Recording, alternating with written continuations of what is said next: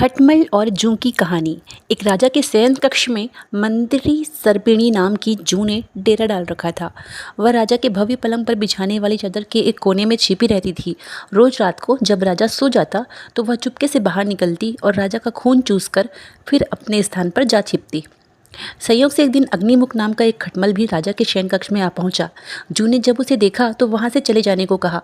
उसे अपने अधिकार क्षेत्र में किसी अन्य का दखल सहन नहीं था। लेकिन खटमल भी कम चतुर नहीं था। बोला, देखो, मेहमान से इस तरह का बर्ताव नहीं किया जाता। मैं आज रात तुम्हारा मेहमान हूँ। जो अंततः खटमल की चिकनी चुपड़ी बातों में आ गई और उसे शरण देते हुए बोली, ठीक है, तुम रात भर यहाँ रुक सकते हो, लेकिन राजा को काटोगी नहीं उसका खून चूसने के लिए। खटमल बोला, लेकिन मैं तुम्हारा मेहमान हूँ, मुझे कुछ तो दोगी खाने के लिए, और राजा के खून से बढ़िया भोजन और क्या हो सकता है। जूं बोली, ठीक है, तुम राजा का खून चूस लेना, उसे पीड़ा का आभास नहीं होना चाहिए।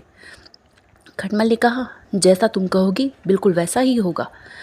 कहकर खटमल शयन कक्ष में राजा के आने की प्रतीक्षा करने लगा। रात ढलने पर राजा वहां आया और बिस्तर पर पड़कर सो गया। उसे देख खटमल सब कुछ भूलकर राजा को काटने लगा, खून चूसने के लिए।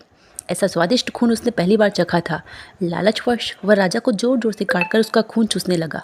इससे राजा के शरीर में तेज खुजली होने लगी और उसकी नींद उचट गई। उसने क्रोध में भरकर अपने सेवकों से खटमल को ढूंढकर मारने को कहा। यह सुनकर चतुर खटमल तो पलंग के नीचे छिप गया, लेकिन चादर के कोने में बैठी जूं राजा के सेवकों की नज़र में आ गई। उन्होंने उसे पकड़कर मार डाला।